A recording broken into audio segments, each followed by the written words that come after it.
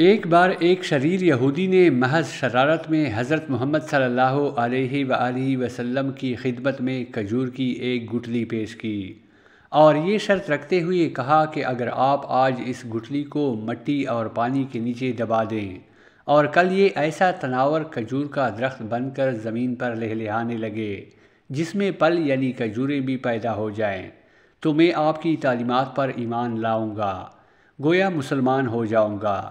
رسول مکرم صلی اللہ علیہ وآلہ وسلم نے اس کی یہ شرط تسلیم کر لی اور ایک جگہ جا کر آپ صلی اللہ علیہ وآلہ وسلم نے اس گٹھلی کو مٹی کے نیچے دبا دیا اور اس پر پانی ڈالا اور اللہ سبحانہ و تعالی سے دعا بھی کی اور وہاں سے واپس تشریف لے آئے۔ اس یہودی کو دنیاوی اصولوں کی کسوٹی پر یقین کامل تھا کہ ایک دن میں کسی طرح بھی کھجور کا درخت تیار نہیں ہو سکتا تھا، لیکن رسول مکرم صلی اللہ علیہ وآلہ وسلم کی ذات اقدس کی روحانیت اور آپ کے اعتماد اس کے دل میں کٹک اور خدشہ ضرور پیدا کر رہا تھا کہ کہیں کل ایسا ہو ہی نہ جائے کہ کھجور کا درخت اگ جائے اور اسے ایمان لانا پڑ جائے۔ اس نے اپنے اس وسوسے کو دور کرنے کے لیے پھر دنیاوی اصولوں کی مدد لی اور شام کو اس مقام پر جا کر جہاں کھجور کی گٹھلی آقا دو جہاں صلی اللہ علیہ وآلہ وسلم نے بوئی تھی اس کو وہاں سے نکال لیا اور خوش خوش واپس آ گیا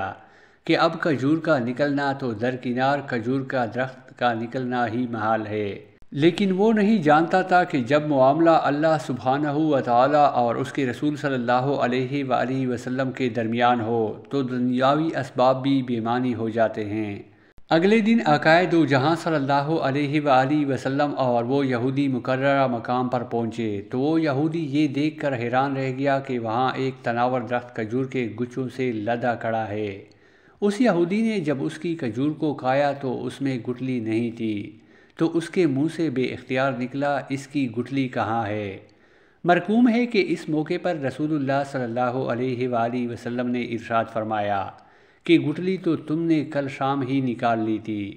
اس لیے گٹھلی تو کھجور میں نہیں ہے، البتہ تمہاری خواہش کے مطابق کھجور کا درخت اور کھجور موجود ہے۔ کہا جاتا ہے کہ وہ یہودی اللہ سبحانہ و تعالی کے اذن سے رسول اللہ صلی اللہ علیہ وآلہ وسلم کے اس معجزے کو دیکھ کر مسلمان ہو گیا۔ اس واقعہ کے بعد سے آج تک بغیر گٹھلی والی معجزاتی کھجور مدینہ منورہ میں خوب اگتی ہے، دکانوں پر فروخت بھی ہوتی ہے۔ اس کھجور کا اصل نام سکل ہے، اسے سخل بھی کہتے ہیں، اور اگر آپ کو نام یاد نہ بھی رہے تو آپ اسے بے دانہ کھجور کہہ کر بھی طلب کر سکتے ہیں۔ اب بہت زیادہ علم رکھنے والے بالخصوص نباتات یعنی باٹنی کے ماہرین یہ بھی پوچھیں گے کہ جب سکل کھجور میں گٹھلی نہیں تو اس کی مزید کاشت 1400 سالوں سے کیسے ہو رہی ہے؟ تو بتانے والوں نے بتایا ہے کہ اس کے سوکھے پتے کھجور کے باغوں میں مٹی میں مدغم ہو کر نئے پودوں کی بنیاد بن جاتے ہیں۔ سبحان اللہ۔